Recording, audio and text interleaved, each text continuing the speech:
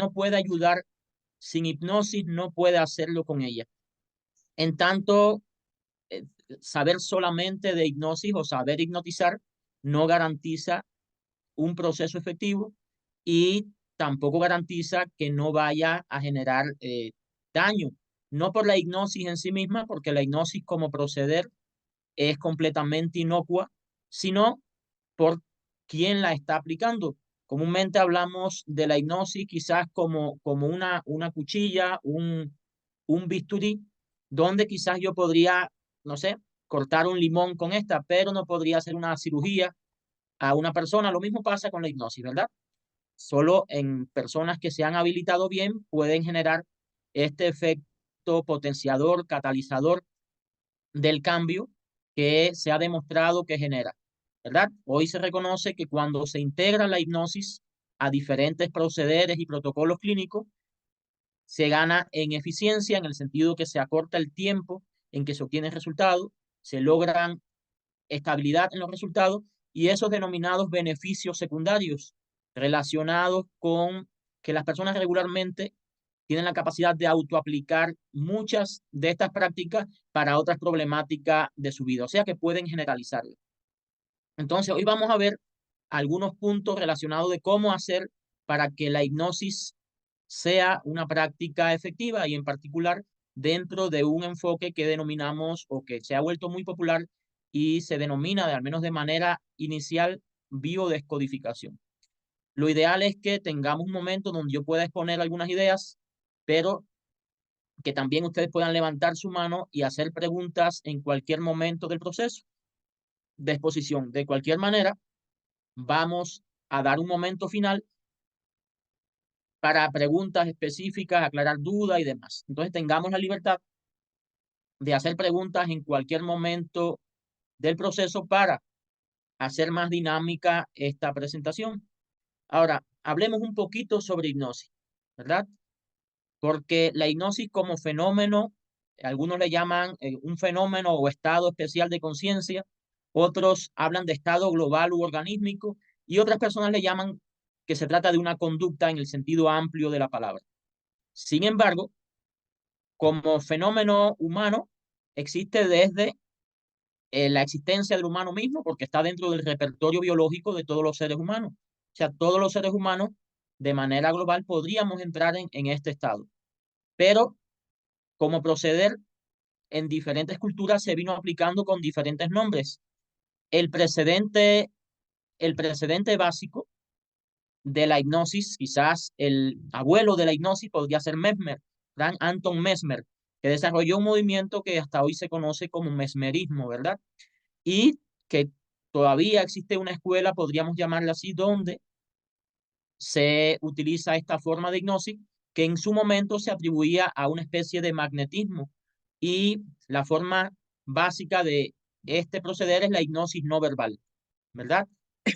Sin embargo, es a partir de 1843 cuando James Bright, un médico que fue a ver un espectáculo como existen hoy, y por ahí anda Tony Camo, John Milton, muy conocido en México, este último, y él consideró que no se trataba de ningún magnetismo, sino se trataba de una forma de sueño, y acuña el término neurohipnotismo o neurohipnosis.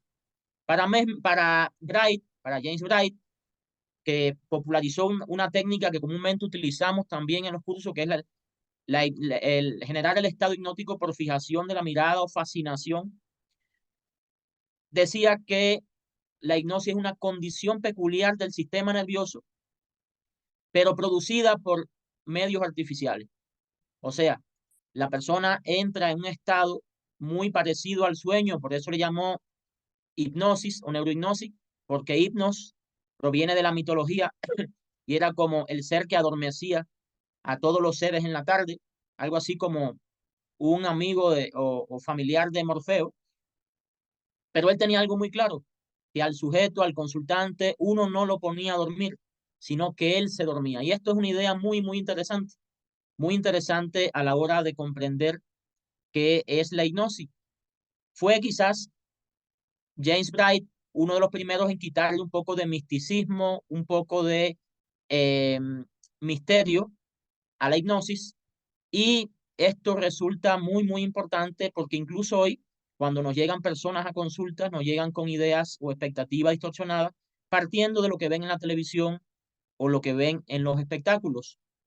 Pero definitivamente y a la luz de los estudios actuales, incluso se considera la hipnosis como la vedette de las neurociencias, porque ha llamado mucho interés para saber qué pasa a nivel, digamos, neurofisiológico, a nivel, digamos, organísmico en este estado, a la luz de hoy, que es la hipnosis.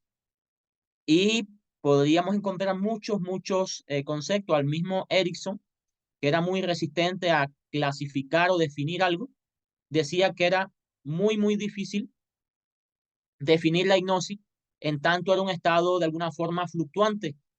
Y esto es algo sumamente importante tenerlo en cuenta.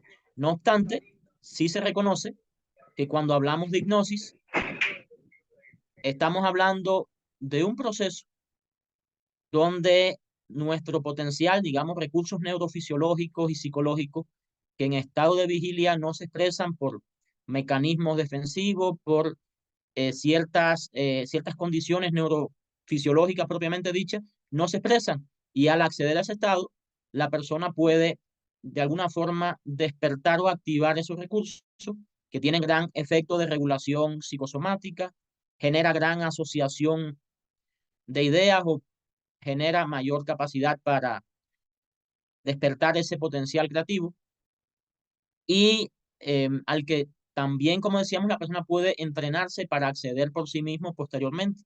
Ese sería quizás una perspectiva ideal de lo que sería la hipnosis, un estado que algunos llaman especial, otros llaman un estado global, intermedio entre estar dormido y estar despierto, y que potencia la capacidad para que la persona incluso redescubra esos recursos que por algunas razones o experiencia han estado, digamos, inhibidos, bloqueados o no se ha permitido el contacto con ellos. De ahí el gran valor y la utilidad que tiene la hipnosis en el contexto clínico de manera global. Ahora sí sabemos, y ya lo mencionábamos, que cuando hablamos de hipnosis nos encontramos con los hipnotistas que hacen un uso de la hipnosis en el contexto teatral, en el contexto del espectáculo, del entretenimiento, y que definitivamente son personas que tienen grandes habilidades para hipnotizar. Sin embargo, si yo fuera a llevar a un familiar o a alguna persona para que se atendiera con un servicio de hipnosis, jamás lo llevaría con un hipnotista en este sentido, porque como decíamos, son personas que son capaces de hipnotizar, pero no quizás facilitar un proceso de cambio si no tienen una formación que va más allá de aprender a hipnotizar o de generar el estado hipnótico. Esto es muy importante. Luego nos encontramos con un segundo grupo, que son los hipnólogos, y son estas personas que se dedican a investigar en la hipnosis, quizás en el laboratorio, en el contexto experimental.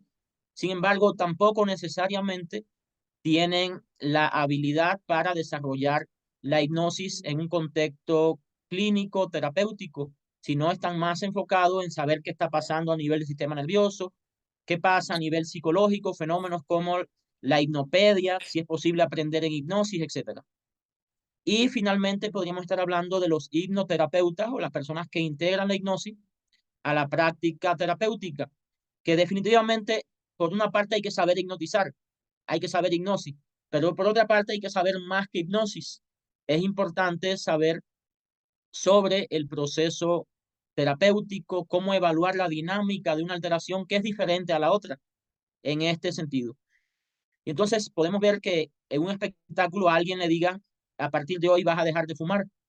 Y podría pensarse que esto va a tener el efecto duradero, estable y va a ser efectivo. Y es probable que la semana siguiente esa persona no sienta deseo de fumar o sienta aversión al cigarro, lo rechace, por poner un ejemplo. Y podríamos considerar que por eso la hipnosis es efectiva, pero sabemos que así no funciona. De hecho, lo más probable es que una semana después o un poco después, la persona comience a utilizar nuevamente el cigarro porque lleva 40 años fumando y no se tuvo en cuenta la dinámica conflictiva que está en la base de su adicción. Entonces, no se trata de hacer sugestiones directas así, porque la persona A que tiene tabaquismo o tiene adicción al tabaco puede tener una dinámica conflictiva y puede estar motivado su consumo por una gama de razones diferentes a la de la persona B. Entonces, este punto es sumamente importante para comprender cómo hacer efectiva la hipnosis, que no se trata solo de hipnotizar y decir no hagas esto o haz aquello.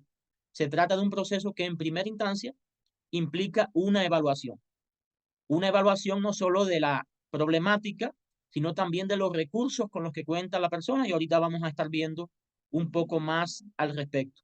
Hay una idea general que incluso algunos atribuyen a Albert Einstein y es que la mente es como un paracaídas, solo funciona bien si se abre, ¿no?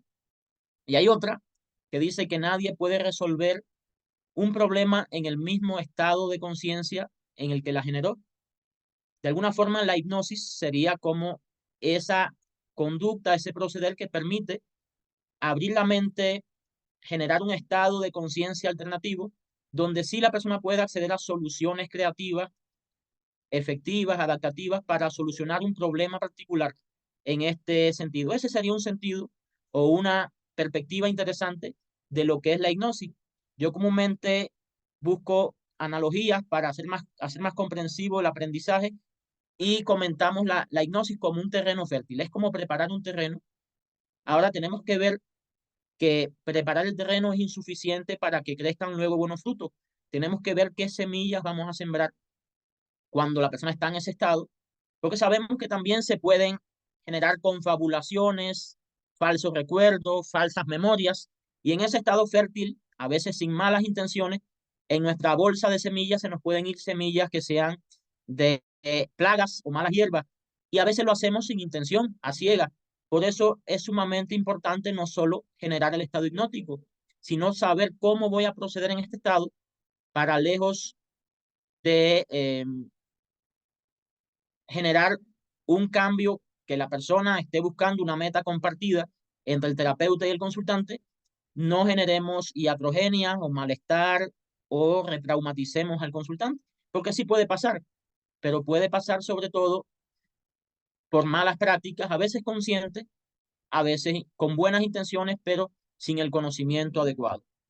Entonces, sí es importante abrir la conciencia, pero no es suficiente. Y para nosotros, cuando estudiamos la hipnosis y los procederes que vamos a estar compartiendo aquí y en el diplomado, también es importante abrir la mente, porque a veces traemos una formación previa que nos limita para comprender nuevos conocimientos. Y cuando estamos en un curso, muchas veces a algunos estudiantes les cuesta trabajo integrar las nuevas técnicas porque han sistematizado tanto algunas que a la hora de las prácticas, de las supervisiones, comúnmente utilizan lo que ya saben y les resulta difícil, eh, digamos, hacer algo nuevo en un primer momento. Por eso, en las prácticas utilizamos técnicas vivenciales que ayudan a los estudiantes a integrar más estas técnicas que para algunos son nuevas y que para lograrlo también generamos un estado hipnoidal que facilita esa experiencia. Cuando hablamos de hipnosis, podríamos mirar que hay diferentes escuelas, ¿verdad? Tenemos la escuela de hipnosis clásica y definitivamente quizás está un poco marcada por la propuesta de Freud, ¿verdad? La propuesta que nos realiza Freud de un inconsciente personal y donde podemos acceder a experiencias, a traumas y también a circunstancias que pueden haber marcado la vida de la persona, pueden estar generando síntomas, etcétera, ¿no? La escuela más referente o la principal referencia de la hipnosis clásica es la escuela que lideró Jean-Martin Charcot en la clínica de Salpêtrière y que tuvo gran efecto en el impulso de la hipnosis porque Jean-Martin Charcot era un neurólogo de gran influencia, el padre de la neurología clínica. Sin embargo, con algunas distorsiones, como la idea de la hipnosis como un estado alterado de conciencia que todavía muchos actualmente manejan como definición. Por otra parte, tenemos la escuela de hipnosis natural, donde el principal representante es Milton Erickson. Y para Erickson, el inconsciente, lejos de ser ese lugar donde podría accederse a información traumática, era un almacén de recursos de vida. Para él, la mente consciente, esa punta del iceberg, era de alguna forma la cristalería, el mostrador, y el inconsciente era ese gran almacén de recursos. Por eso habla de un inconsciente positivo, de una mente creativa, pero en hipnosis también hablamos de un inconsciente familiar o un inconsciente colectivo, una perspectiva que tiene las bases en la psicología analítica de Carl Gustav Jung y es también valioso en este proceso. Entonces, cuando tenemos una mirada integral de la hipnosis, a veces es necesario el uso de técnicas clásicas, por ejemplo, para generar hipnoanalgesia o alivio del dolor, para generar anestesia, para trabajar con una fobia muy específica, se utilizarían estas técnicas de hipnosis clásica, pero para trabajar en la solución de problemas o quizás abordar de una manera creativa una experiencia, la hipnosis ericksoniana tendría gran valor. Sin embargo, hay otros contextos donde, por ejemplo, para abordar un duelo transgeneracional, la perspectiva de Carl Gustav Jung o el inconsciente colectivo o las memorias transgeneracionales, como queramos llamarle, tendría más sentido esta perspectiva. Un enfoque de alguna forma abierto, pero bien posicionado, es de gran valor para aplicar la hipnosis de una forma efectiva.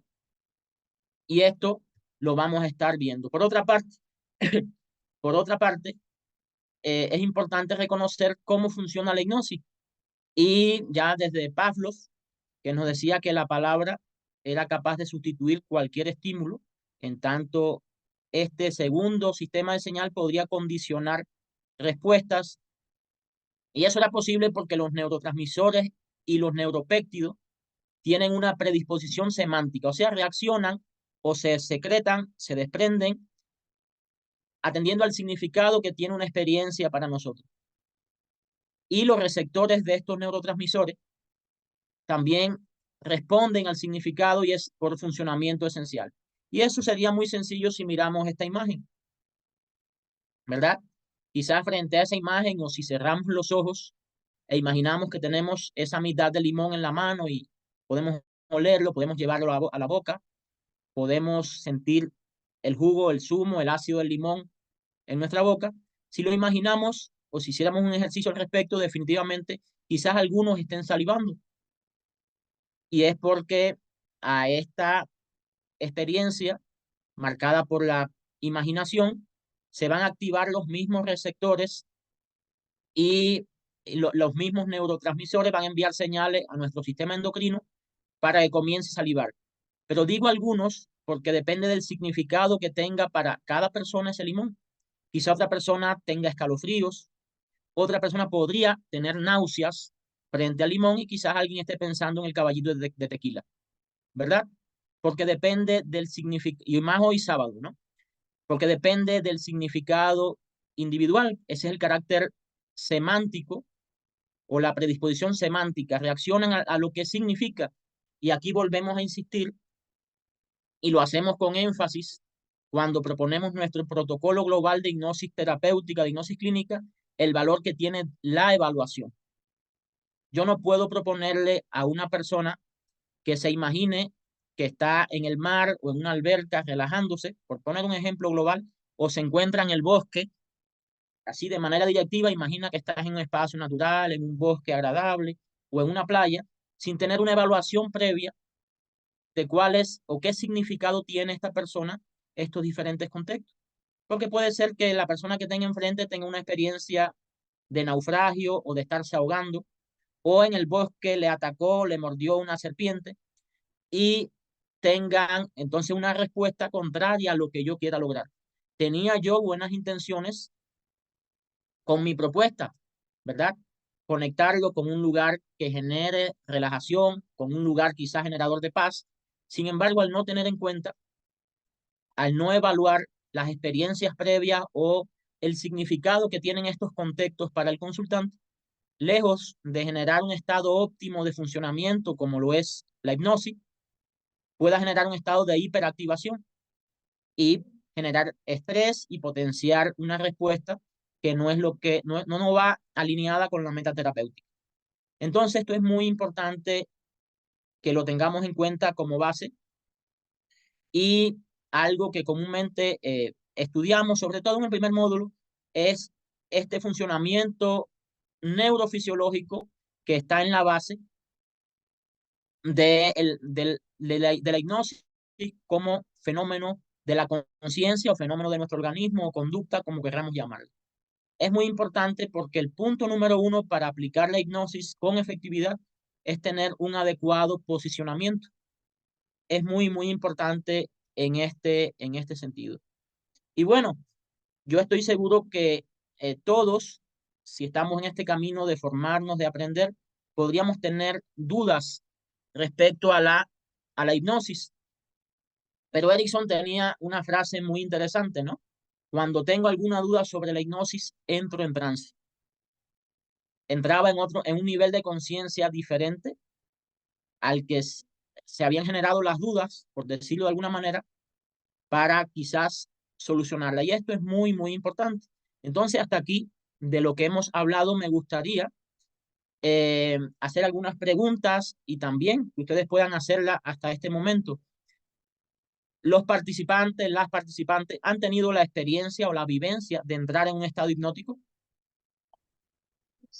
Sí. Muy bien. Y si tuvieran que, de alguna forma, describirle a alguien lo que es la hipnosis, no a partir de lo que leyeron en un libro o lo que dijo alguien, sino de la vivencia, ¿cómo lo describirían? Si tuvieran que presentarle lo que es la hipnosis a un consultante a partir de su vivencia, no de lo teórico, ¿qué le dirían que es la hipnosis? ¿Cómo fue su experiencia? ¿La consideraron favorable, incómoda? ¿Le generó bienestar, malestar? ¿Quién puede comentar? Ahora sí. Saraí. Saraí levantó su mano. Sí, Carmen. buenas tardes. Buenas tardes. Yo definiría la hipnosis como de acuerdo a lo que he experimentado, una conexión profunda conmigo misma. Ok, muy bien, muy bien.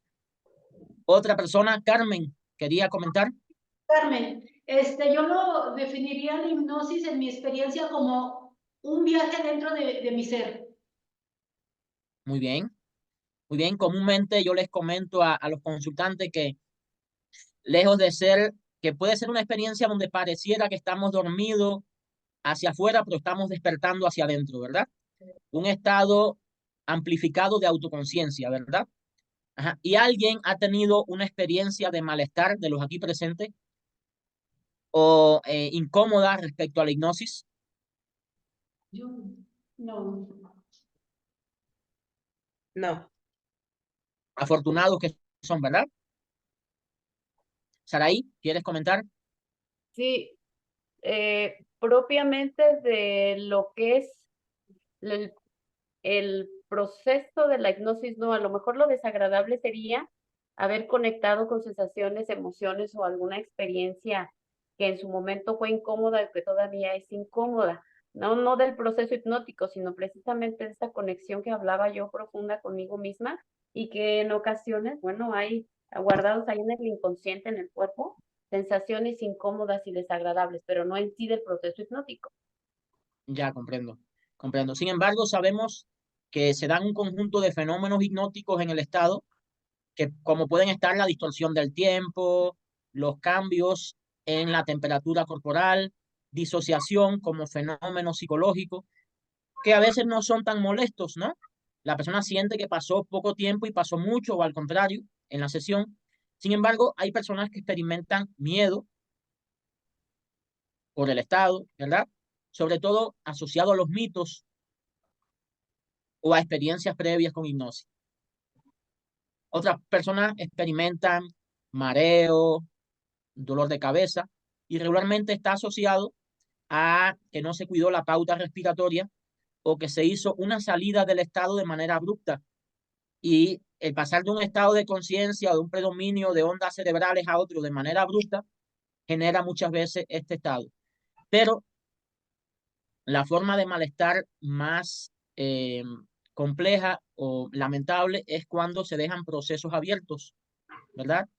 Cuando se abre un proceso que tiene efecto catártico, la persona empieza a generar, a purgar emociones y por alguna razón sale del estado sin haber resignificado esa experiencia o sin haberla integrado de una forma adaptativa, ¿verdad? Y sobre esto es muy importante el aprendizaje de recursos de contención, ¿verdad? Para hacer un adecuado cierre del proceso terapéutico.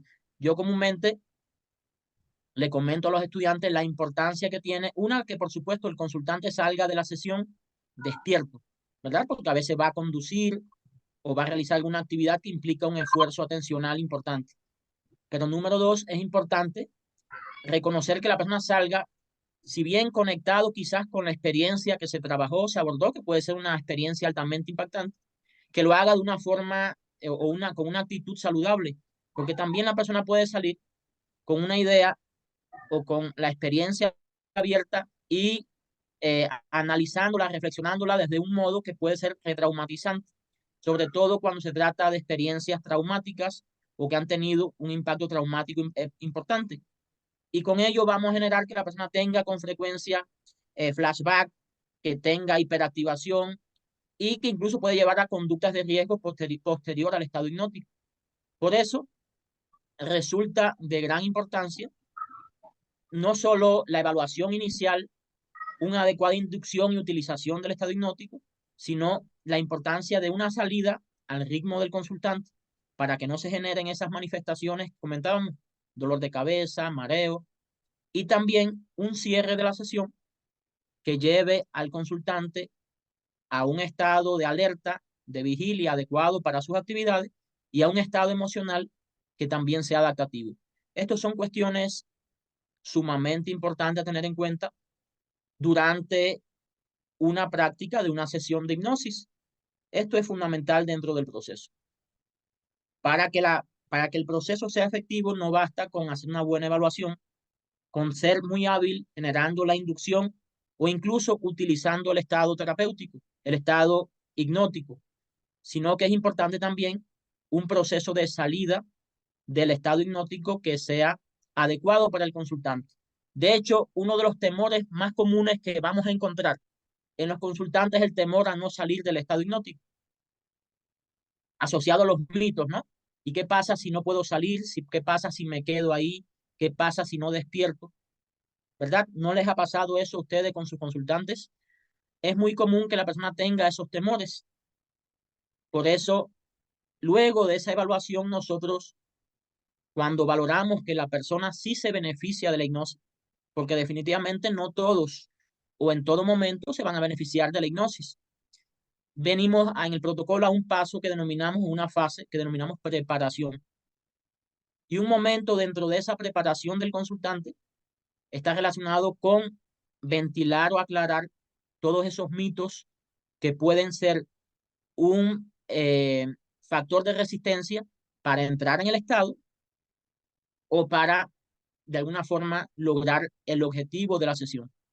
Entonces, los mitos más comunes que vamos a encontrar dentro de una dinámica con un consultante están relacionados con los riesgos, ¿verdad? El riesgo a ser sometido. Por eso, si bien para una persona una camilla sea un espacio ideal, para otra puede ser un espacio de resistencia, porque se siente sometido frente al consultante, porque tiene ciertas experiencias, ¿verdad? Entonces no hay, digamos, una regla total para todos. Se trata, como dice Jeffrey Say, cortar la terapia a la medida del consultante. Y eso se logra con una evaluación y una buena preparación, como decíamos anteriormente. Esto es un proceso sumamente importante dentro de un protocolo de hipnosis. No es llega, acuéstate que te voy a hipnotizar, ¿verdad? Es necesario llevar a cabo todo esto. El otro riesgo es que las personas asumen es el temor a que se descubran mis secretos. Y si digo algo que no debo decir, y si respondo a algo que va en contra de mi código moral, es una de las dudas que tienen comúnmente los consultantes o los temores, ¿verdad? Y aunque ellos no lo expresen, es importante aclarar los mitos implícitamente, comentar que es muy probable que pueda acceder o tomar conciencia de cuestiones que estén relacionadas con su malestar, pero que definitivamente y en última instancia, él también en ese estado puede todavía decidir si lo comparte conmigo o no. Yo puedo recordar algo ahora y no compartirlo, ¿verdad? Lo mismo puede hacer la persona en este estado hipnótico. Entonces, aclarar esto es fundamental. Y otro elemento importante se relaciona, como ya mencionábamos, con el hecho de no salir del estado, ¿verdad? ¿Qué pasa si no salgo? ¿Qué pasa si no puedo despertar? ¿Verdad? Y todos sabemos que lo peor que puede pasar es que la persona se nos fugue, por decirlo de alguna forma, del estado hipnótico al estado de sueño, que la persona se nos duerma en la sesión. Eso sí podría pasar. Pero si se duerme, lo despertamos.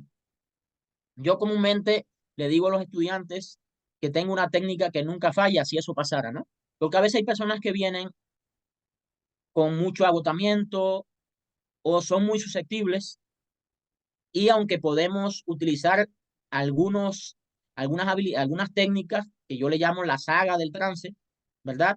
Como mencionar su nombre, usar pautas sensoriales o algunas sugestiones del tipo, entre más te relajas, más conectas con mi voz y entre más conectas con mi voz, más te relajas, ¿verdad?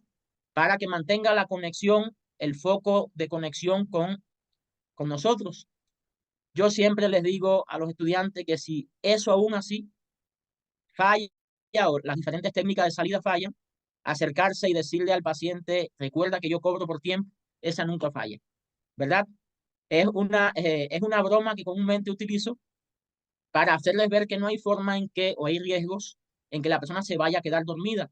Claro, todo depende del contexto, ¿verdad? Si estoy trabajando con un paciente oncológico que está en la fase final y lo estoy viendo en su casa, perfectamente si pasa sueño profundo, yo puedo dejarlo ahí, durmiendo, si pasa sueño natural, o lo estoy atendiendo en su clínica. Y estamos ahí garantizando que uno de los síntomas más comunes en los procesos oncológicos tenga un buen efecto para el consultante. Quizás empezamos a trabajar con alivio del dolor, una técnica de hipnoanalgesia, que de hecho es el área donde la hipnosis tiene más validez clínica. El alivio del dolor es el área donde más se ha experimentado y validado y tiene más evidencia la hipnosis. Pero podemos utilizarlo cortado a la medida de cada caso. Si la persona pasa, o puedo incluso yo sugerir que pase a sueño para garantizar que otro síntoma común en proceso oncológico o en hipnooncología, como le denominamos dentro de los protocolos que utilizamos, tenga un efecto, potencie un efecto mayor. Esto es muy importante que lo tengamos en cuenta. Ahora, ¿practican ustedes autohipnosis? Sí. No, yo no la practico. Sí, No, sí. todavía no tienen la experiencia. Poco, pero sí. ¿Sí? ¿Alguien que levantó la mano? Sí, yo, Rubén, te llamo Rubén. Bueno, yo Rubén, ¿cómo quiero estás? algo de lo que he vivido. Yo tengo mal el oído, tengo discapacidad auditiva. En una clase de hipnosis colectiva, cada quien escogió algo y yo escogí que escuchara. Entonces, sí escuché, sí se abrió mi oído, sí estuve oyendo lo que decía el maestro sin el aparato auditivo, pero después se fue apagando nuevamente. Yo quisiera saber qué fue lo que no hice bien o qué me faltó. O sea, ¿por qué volví a perder el oído si ya escuchaba bien? Ajá. Hay dos cuestiones importantes, ¿no? Una es revisar si tu dificultad auditiva es funcional o está asociada a un déficit de la vía sensorial, de la vía auditiva, ¿no?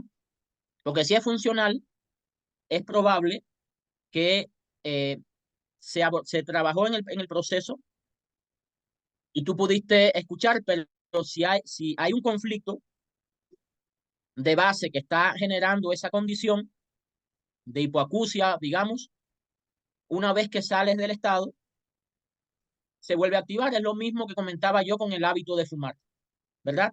En Cuba existía un psiquiatra muy famoso, Orlandini, que él comúnmente utilizaba una técnica de asociación y le decía a la persona en estado hipnótico que cuando llevara un tabaco a la boca iba a sentir el olor a amoníaco y le ponía amoníaco cerca, ¿verdad? Y condicionaba esa respuesta. Pero la primera semana, cuando la persona llevaba el tabaco a la boca, sentía náuseas y le resultaba aversivo.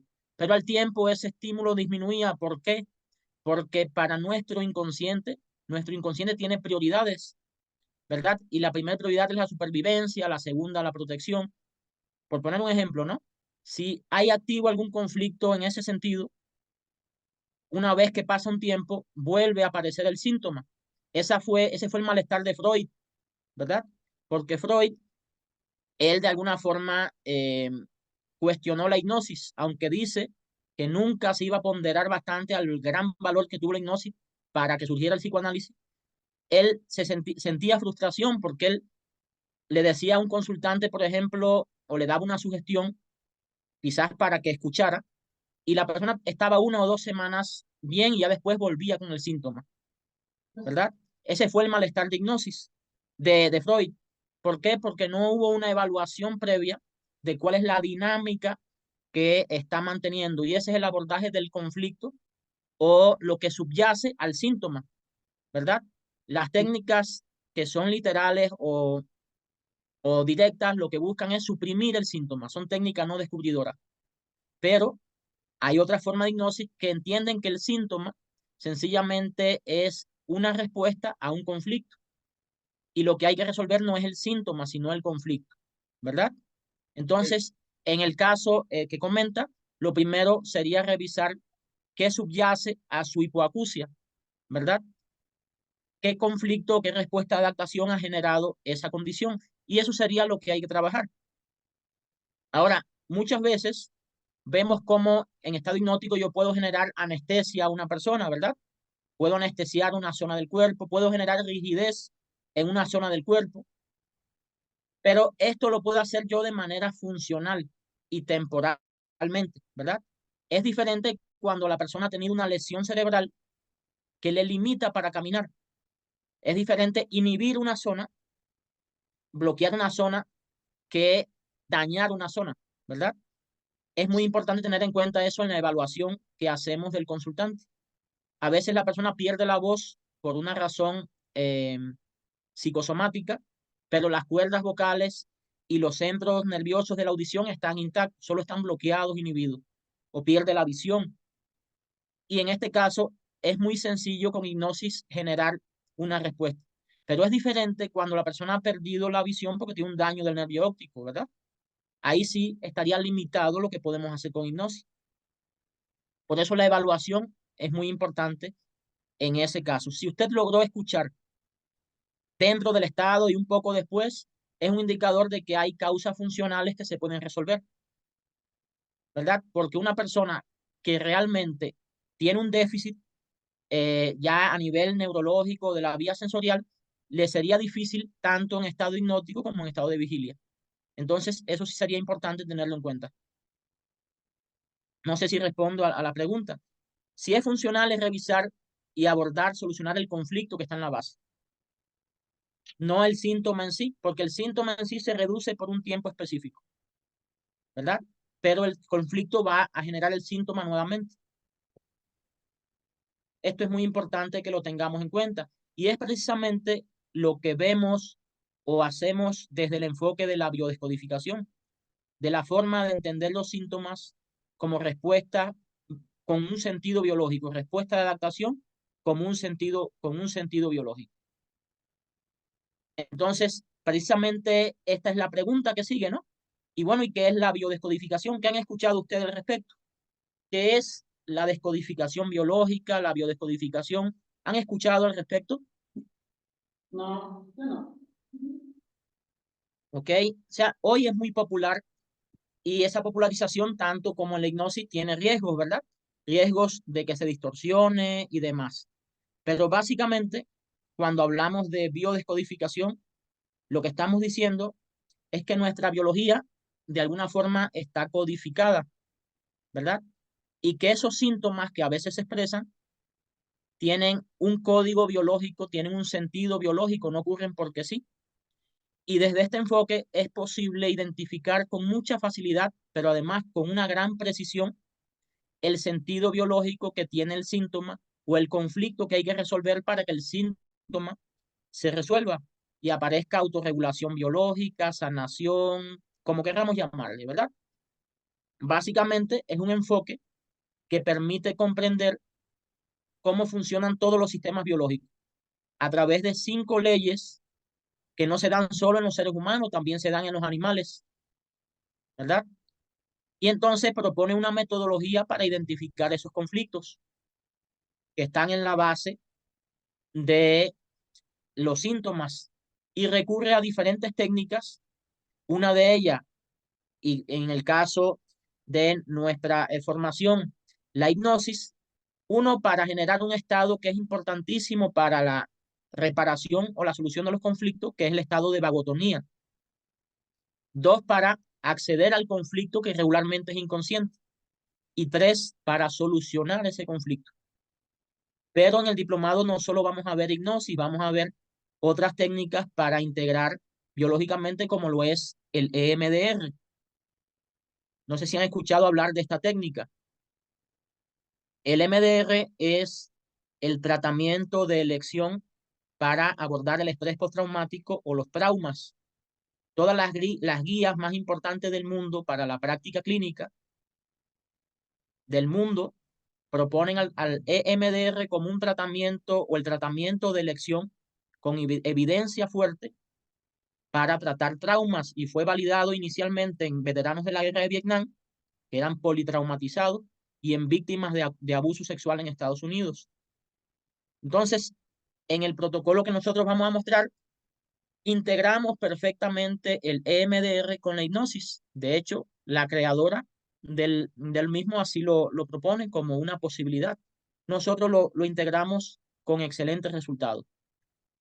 Y básicamente, no sé si han oído hablar del doctor Hammer, que falleció alrededor del 2018, si mal no recuerdo.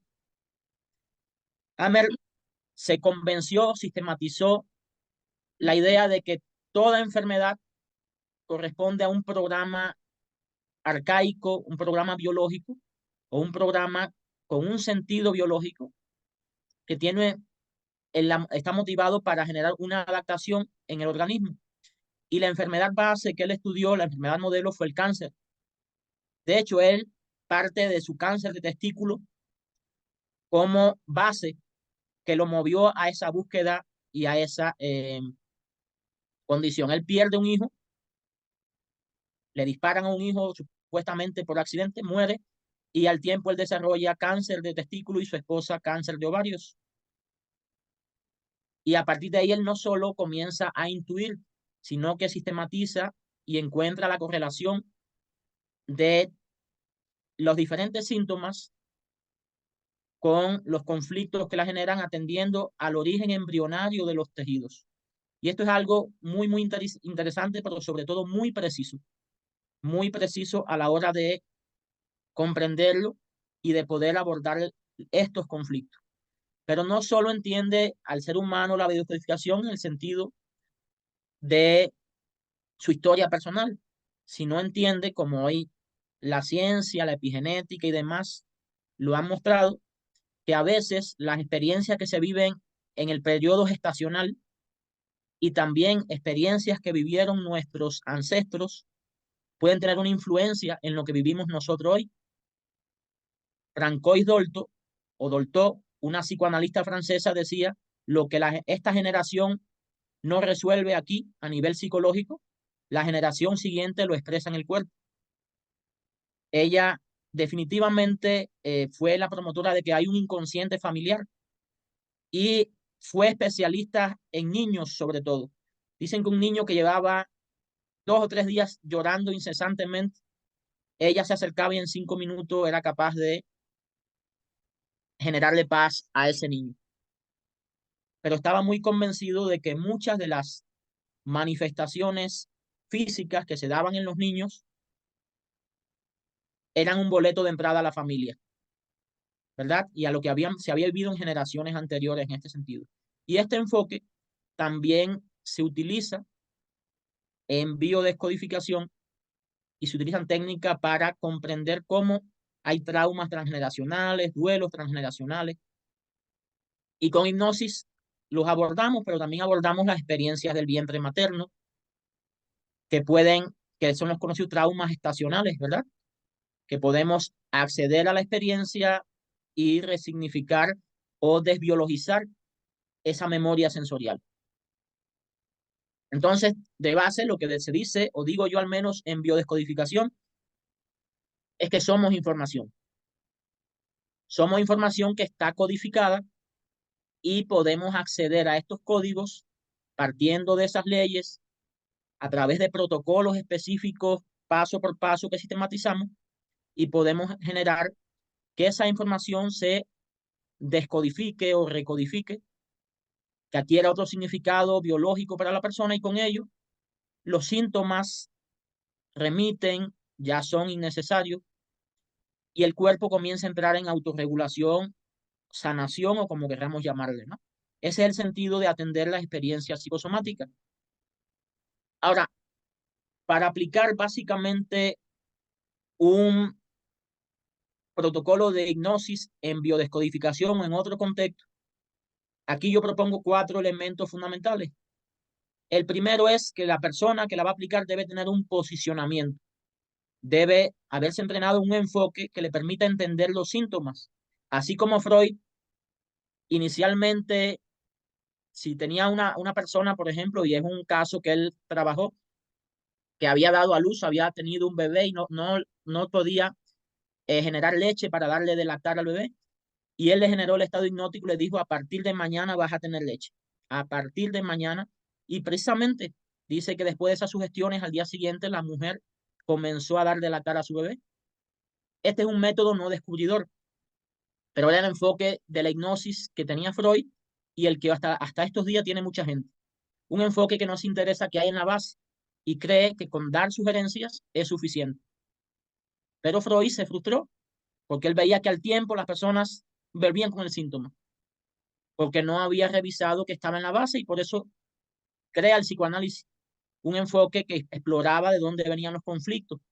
Luego surge, por ejemplo, el hipnoanálisis, ¿no? Hacer ese mismo proceso con hipnosis, pero para él, que dicen que no era muy bueno en esto de generar el estado hipnótico, no le gustaba, se quedó con el psicoanálisis, aparece la anestesia hipnótica, la anestesia química, y esto genera un gran silencio en la hipnosis. Hasta que llega Erickson, que tiene otra perspectiva, ¿verdad? Y nuevamente comienza la divulgación.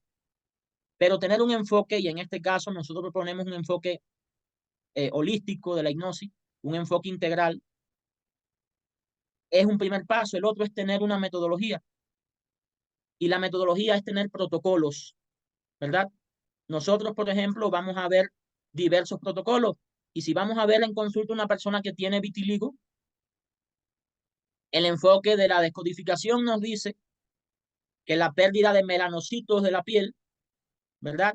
De la capa pigmentada de la piel está relacionado con un conflicto de ruptura de contacto muy doloroso y muy injusto, ¿verdad? Con la sensación de culpa muchas veces, ¿verdad? Y nos dice también que es importante entonces revisar en el consultante posibles duelos, ¿verdad? Y este proceso lo llevamos a cabo con un protocolo de hipnosis específico que le permite a la persona tomar conciencia de cuál es el duelo o los duelos que pueden estar generando esta respuesta biológica de adaptación, que es perder los melanocitos para que entre más luz, ¿verdad? Más luz, que simbólicamente es papá o una figura masculina, ¿verdad? Y cuando hacemos esto y logramos que la persona pueda cerrar de una manera adaptativa su duelo, darle un significado adaptativo a la experiencia de pérdida, liberarse de la culpa por eso que perdió, entonces se detiene el proceso de despigmentación en un primer momento, ¿no?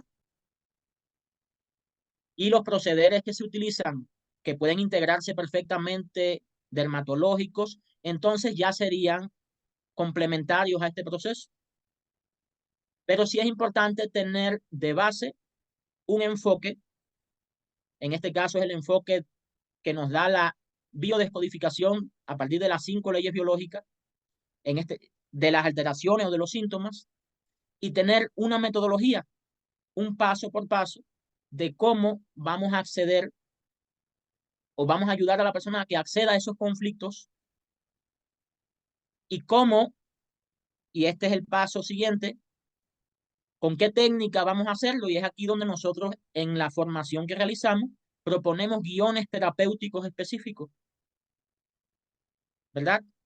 Guiones terapéuticos que van a permitirle al hipnoterapeuta en este caso, el nombre lo dice, es una guía, no una camisa de fuerza, una guía que va a cortar a la medida del consultante para ayudarle a resignificar ese conflicto que está en la base, en este caso, que es un ejemplo general que traigo, de la despigmentación, ¿verdad?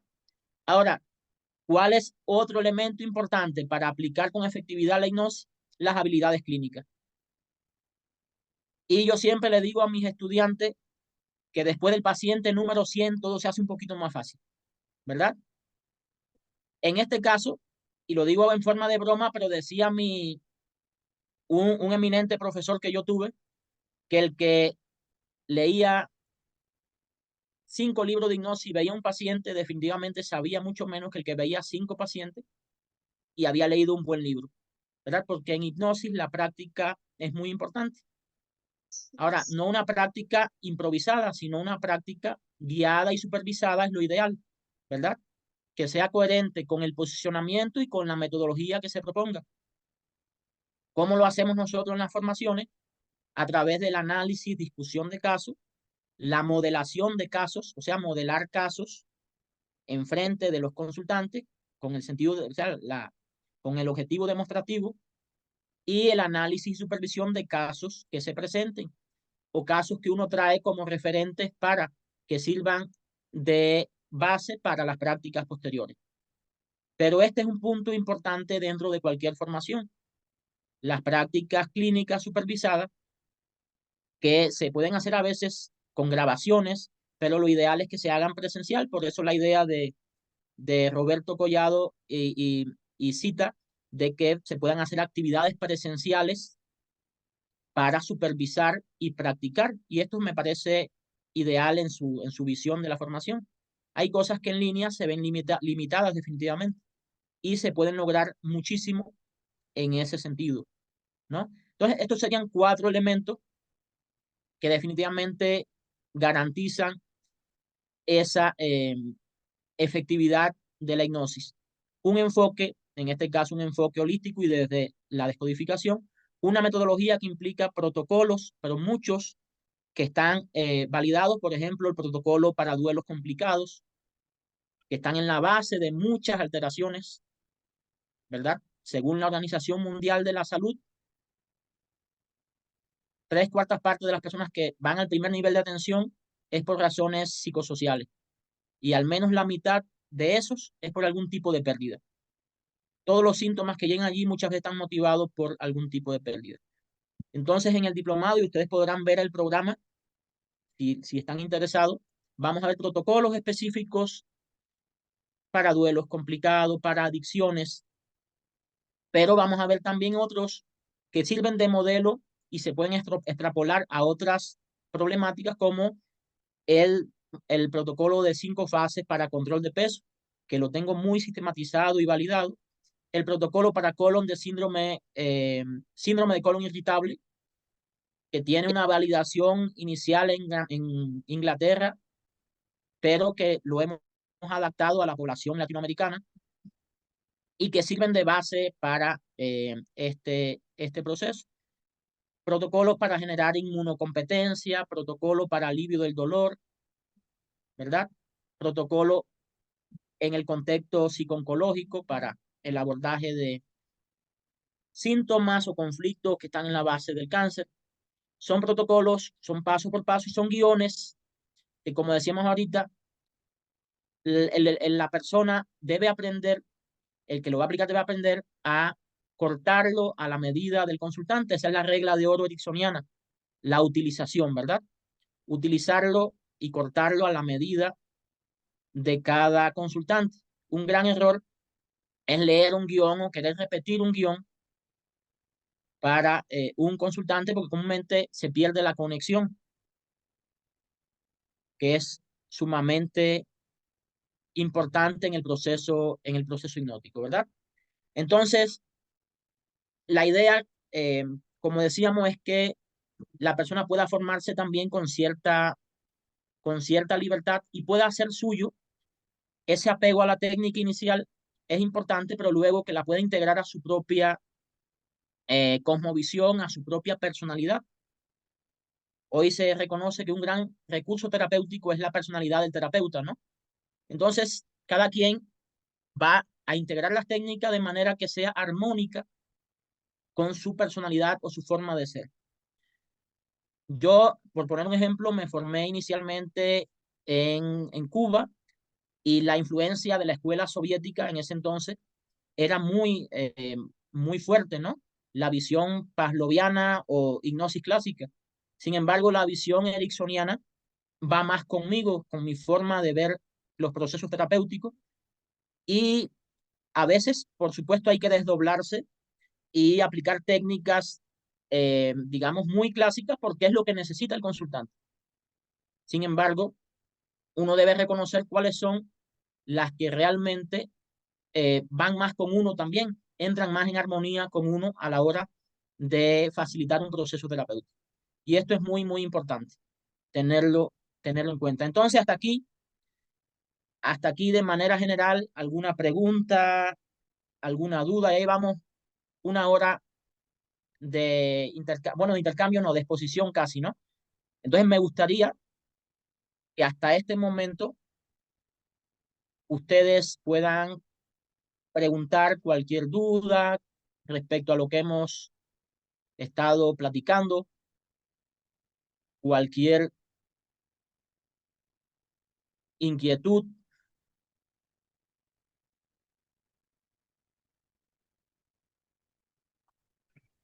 Hola, ¿qué tal? Buenas tardes. Habla Buenas Luis tardes. Amarripa. ¿Cómo te llamas? Dentro Luis Amarripa. Luis, ajá. Ajá. Dentro del curso, me supongo que también van a manejar práctica, ¿verdad? Adicional a la teoría. Sí, Dentro de definitivamente, los cursos perdón, definitivamente dentro cada de las módulo, asistencias. ajá, Sí, dime.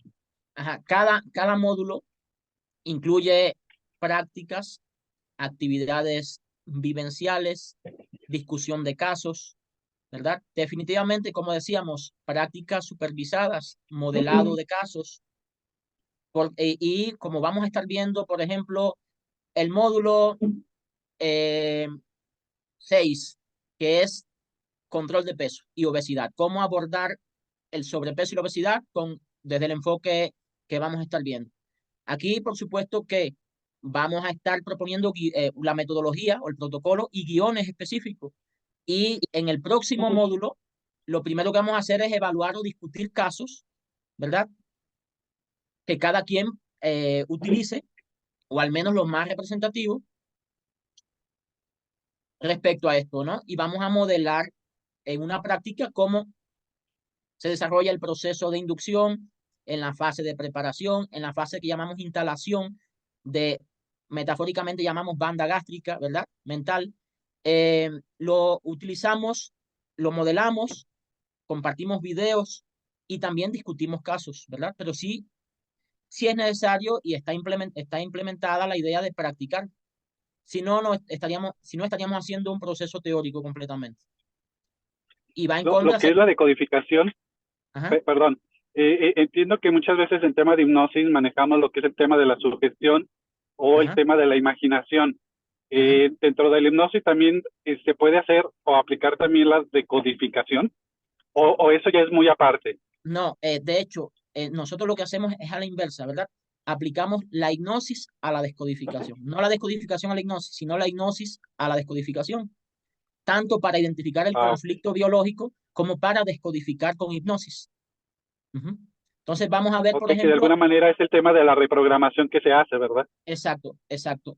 Y bueno, a veces reprogramación, pero a veces es un proceso que llamamos desbiologización, donde enseñamos a desarrollar analogías con sentido biológico, donde utilizamos un protocolo específico para las alergias, por ejemplo, y las afecciones de la piel, con guiones terapéuticos, audios específicos que la persona tiene que, de alguna forma, utilizar como un reforzador de lo que se hace en la sesión.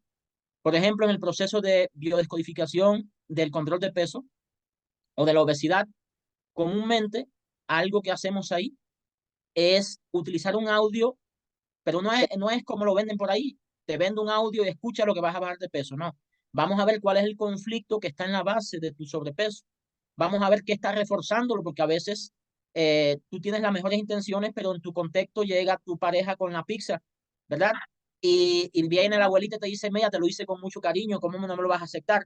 Entonces revisamos toda la dinámica, ¿verdad? Incluso revisamos 5 pilares, ¿verdad? Sueño, hidratación, alimentación, actividad física y la dimensión psicosomática, que es la que configura las otras 4, ¿verdad? Y utilizamos guiones para el abordaje de esto, pero la persona va a tener un audio que es personalizado, y ese audio debe escucharlo por 3 meses para lograr que los cambios se mantengan estables en el tiempo. Si no, pasa igual que las dietas, ¿no? Que el 80% en un periodo de 3 meses las personas la abandonan. Entonces, lo que buscamos es un proceso que realmente genere un efecto a largo plazo, que logre integrarse en ese sentido. Pero lo usamos así, ¿verdad? Descodificar a veces implica, como dices, desprogramar o reprogramar, pero a veces implica algo más que consideramos más profundo, que es desbiologizar. Y para eso utilizamos entonces el MDR y otras técnicas que vienen de la terapia de experiencia somática y demás, que la vemos dentro del curso. Técnicas vivenciales de arraigo, técnicas, ¿verdad?, que tienen gran valor para la bolsa de traumas y todo esto. Pero lo hacemos práctico, pero además hay actividades vivenciales, donde los estudiantes tienen, por supuesto, si quieren, sentir la técnica, ¿verdad? Sentir, llevarse el ejercicio a la casa y vivirlo, para que sepa cómo lo va a implementar. Por eso preguntábamos al inicio, ¿cómo viviste tú la hipnosis? ¿Verdad? Yo he tenido estudiantes que ya tienen una formación previa en hipnosis y nunca se han dejado hipnotizar, ¿verdad? Han ido al curso, son buenos hipnotizando, pero no se dejan. Y esto puede ser una limitante a la hora de empatizar o aplicar la técnica a otros. Traen sus mitos o sus temores, su resistencia muy arraigada. Entonces, por supuesto que nadie puede obligar a nadie a aplicar una técnica, pero al menos en el curso sí están contempladas para que cada quien en primera instancia pueda sentirlo, pero también pueda trabajar sus conflictos para que no los proyecte en el consultante, ¿verdad? Es así como está concebida, porque no es el aprendizaje de hipnosis, es la formación de un hipnoterapeuta, que es algo diferente, ¿verdad? Que es algo diferente. Implica habilidades clínicas que incluyen a veces también solucionar los propios conflictos. Por supuesto, es a la conciencia de cada quien, ¿no? En ese sentido. Entonces, no sé si alguien más tiene alguna pregunta. Yo, ¿cuánto dura el diplomado? El diplomado tiene una duración de 8 meses. De 8 meses. ¿Es totalmente en presencial? No, hay actividades que se van a desarrollar en línea, o sea, incluso va a predominar la formación en línea, y hay otras actividades o encuentros que van a ser presenciales. Okay. Ahora, para las presenciales, Cita tiene el espacio en Aguascalientes, y por supuesto en el programa viene claro en qué fecha se van a hacer para que cada quien se pueda programar. Si no puede participar presencial, puede tomar esa clase en línea. Igual, ¿verdad? Puede tomarla en línea, pero se va a abrir el espacio para que se haga presencial, para que pueda también tener esa interacción cara a cara, por decirlo de alguna forma, que es importante, ¿no? Y las personas que viven, por ejemplo, en Ciudad México, pueden también aquí hacer las prácticas, los que están aquí, ¿verdad? O venir aquí y hacer las prácticas acá. Pero sí está concebido que sea predominantemente en línea, con prácticas presenciales, ya sea en cita, en Aguascalientes, o aquí en Ciudad México, que es donde yo resido o radico, pero me voy a mover a Aguascalientes en las fechas programadas para esas prácticas presenciales. Ahora, también hay personas que si tienen interés en un módulo específico, pueden hacerlo independiente, pero tendrían que tener una formación previa en hipnosis. Porque cuando veamos el módulo, por ejemplo, de para síndrome de colon irritable, donde vamos a ver un protocolo que está validado para él y ha demostrado dentro de las técnicas alternativas ser lo mejor que hay para esta alteración, vamos a ver el protocolo, vamos a ver los guiones, vamos a ver las habilidades, pero la persona debe traer ya una base en hipnosis, porque eso no lo vamos a ver ya ahí. Se supone que lo trae de los módulos anteriores. Quizás le interesa a alguien el de control de peso y obesidad, pero tendría que tener la base de los conceptos básicos de biodescodificación y de hipnosis y las habilidades, porque ya eso lo van a traer en el bagaje, ¿no? De los módulos anteriores. Entonces, ¿qué se va a llevar la persona que participe en el diplomado? Primero, como decíamos, un enfoque bien consistente. Se va a llevar muchísimos protocolos que tienen evidencia y validez de que funcionan. Se va a llevar técnicas o guiones para abordar múltiples alteraciones o condiciones, y se va a llevar habilidades clínicas que se dan de la propia experiencia, más todos los tips que vienen de las experiencias compartidas, diplomados anteriores que hemos desarrollado y que sabemos que son necesidades de los estudiantes, ¿verdad? Las clases van a estar grabadas y quizás alguien no pueda ver una clase un día señalado y pueda revisarla perfectamente después, pueda revisar la grabación. Pero, por supuesto, como decimos, las formas ideales es participar en los horarios programados, porque ahí pueden contestar con más facilidad las preguntas o un detalle que alguien pueda observar y se aclara con más facilidad, aunque vamos a estar abiertos a aclarar dudas y demás en otros momentos, ¿no? ¿Alguna otra pregunta? Aquí están las indicaciones generales del diplomado, la fecha de inicio, cuándo se va a trabajar, las modalidades que se van a realizar. ¿Y el temario?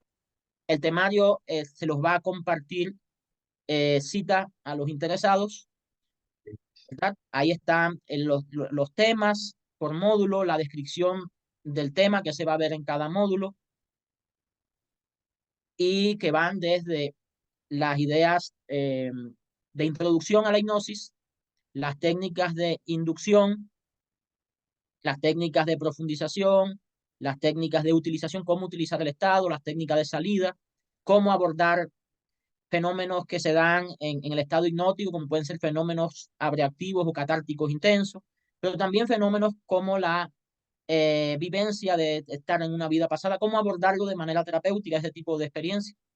El trabajo de los conflictos estacionales, transgeneracionales, protocolos específicos y guiones para duelos complicados, adicciones, autoimagen y autoestima, el protocolo para control de peso, el protocolo para síndrome de colon irritable, el abordaje de las alergias, el abordaje de las afecciones de la piel, ¿verdad?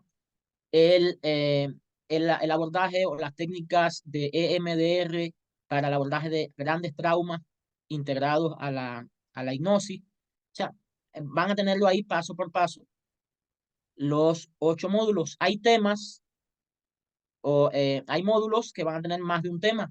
Por ejemplo, el tema del síndrome de colon irritable se comparte del protocolo con otro tema, porque en un mes vamos a tener 12 horas clase. 6 horas se va a tratar un protocolo, en 6 horas se va a tratar otro, ¿verdad? Y entonces, pero está bien detallado.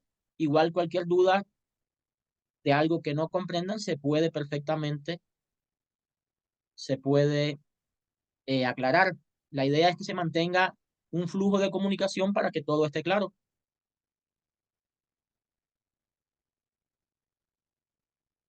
¿Alguna otra duda? ¿Alguna otra pregunta? Vamos a ver técnicas de inducción clásica, desde las técnicas de Bright, las técnicas del toque de Charcot, técnicas no verbales, hasta técnicas más naturalistas con el enfoque ericksoniano, el enfoque conversacional. Igual técnicas para abordar resistencias como las técnicas confusionales, etcétera, ¿verdad? Pero la idea es que con CITA o los integrantes de CITA tengan la comunicación abierta y transparente de qué se va a tratar, de cualquier duda, para que todo quede bien ventilado y tomen ustedes buenas decisiones. Ahora, como pueden ver, ya iniciamos, arrancamos el próximo sábado, disculpen, el sábado, el primer sábado de febrero, el 3 de febrero, estamos arrancando y vamos a estar cerrando la matrícula el día 26. Es así, ¿verdad? El día Así es. 26 de enero. Cualquier otra duda o comentario, pues aquí estamos dispuestos para responderla. Sí, comentar que ya estabas comentando, Reiby, que el programa de estudio se lo vamos a estar compartiendo a todas las personas que nos los estén solicitando. Igual los que están online, se les ha hecho llegar el link de acceso a esta reunión. De igual manera, el que esté interesado en conocer el programa de estudio, pues nos lo solicita y con mucho gusto se los estamos compartiendo. Igual cualquier aclaración de dudas. Con respecto a cualquier tema que haya tocado Reiby o cualquier tema administrativo, igual nos pueden comunicar y con mucho gusto les atenderemos. Como decía Reiby, el próximo viernes, 26 de enero, ya cerramos la inscripción a este diplomado. También tenemos, es decir, el diplomado va a estar avalado por nuestro centro y obviamente todas las instituciones con quien nos reconocen, pero también les podemos estar gestionando con costo extra un aval ante la Secretaría de Educación Pública para que este diplomado tenga ya un aval oficial. Pero bueno, eso de igual manera lo podemos estar manejando de manera individual a las personas interesadas. Entonces, por nuestra parte administrativa, quedamos al pendiente de cualquier solicitud que nos estén haciendo o cualquier aclaración. Y bueno, nada más. No sé si Reiby quiera compartir algo más entonces. Yo, Eduardo, ¿se trabajará también lo que viene siendo adicciones? ¿O no? Reiby, nos preguntan acá si Sí. se trabajará de adicciones. Sí, comentaba que en el módulo, en el tercer módulo, si mal no recuerdo ahora, vamos a ver el abordaje o el tratamiento de las adicciones con guiones terapéuticos y, por supuesto, estrategia de abordaje de adicciones y estrategia. Hablé de duelos complicados, adicciones, potencial proceso creativo. Eso lo vemos en el módulo donde vamos a hacer énfasis en el enfoque adicsoniano y vemos esas técnicas y protocolos específicos. Igual, en este proceso comentábamos de comunicación, más allá de que haya un programa, si es necesidad o inquietud de los estudiantes algo específico, quizás pueda incluirse dentro de los módulos más avanzados del proceso, ¿no? Quizás hay algo que no está contemplado, pero una gran parte de los estudiantes les interesa, no sé, hipnosis para personas con VIH-Sida. Un ejemplo así bien, bueno, entonces podemos, si tenemos el conocimiento para ello, por supuesto, integrar un protocolo. Si no lo tenemos, por supuesto, lo dejamos claro también, sin ningún problema. Pero lo importante es que exista ese diálogo para que pueda hacerse un diplomado también cortado a la medida de los estudiantes que participan, pues cada quien tiene sus propias motivaciones. Pero el de adicciones sí está contemplado ya dentro del diplomado. Ok, gracias. Muy bien. Entonces, como le decía, y es una idea que considero importante mencionar, el diplomado no está diseñado solo para aprender hipnosis, porque para aprender a hipnotizar no se necesita un diplomado. Pero como decíamos al inicio, o sea, quien solo sabe de hipnosis, ni de hipnosis sabe, porque implica un proceso donde es importante tener un enfoque, tener protocolos, tener habilidades clínicas, contar con guiones y las formas de elaborarlos, de desarrollar un proceso hipnoterapéutico. Eso lo vemos en el último módulo, cómo vamos a desarrollar un proceso hipnoterapéutico desde el inicio, no de una sesión, sino de un proceso hipnoterapéutico, que es diferente. En ese sentido, el diplomado no está orientado a enseñar a hipnotizar. A eso se va a aprender en el primer módulo, básicamente. Sino está diseñado para formar hipnoterapeutas profesionales que puedan utilizar la hipnosis en diferentes contextos y problemáticas, desde un enfoque, una metodología y con técnicas que cuentan con evidencia. Es lo que busca el diplomado. Y por eso se practican también o se incluyen técnicas vivenciales, discusión de casos y demás. Bien. Muy bien. Entonces, si no hay ninguna otra pregunta, para mí fue realmente un placer compartir con ustedes hoy sábado y ojalá podamos vernos dentro del diplomado para ya estar trabajando en este proceso formativo. No, muchísimas gracias a ti, Rey, por el tiempo que nos has brindado a nosotros. Plantear también, bueno, de que ya tenemos un grupo creado, ya tenemos inscritos en el diplomado, ya definitivamente se va a dar inicio a este diplomado. Igual invitamos a las personas que aún no se han inscrito, que lo deseen, pues bueno, recordarles que tenemos hasta el viernes para estar haciendo su inscripción. Y pues nada, por nuestra parte, muchísimas gracias por el tiempo brindado tanto al profesor Reiby como a todos los participantes que se hayan interesado en esta plática gratuita que tuvimos hoy. Y pues para nosotros acá Cita siempre será su casa en el aprendizaje de las terapias alternativas. Muchísimas gracias, Reiby. Muchas gracias. Excelente fin de semana. Gracias. Buenas tardes.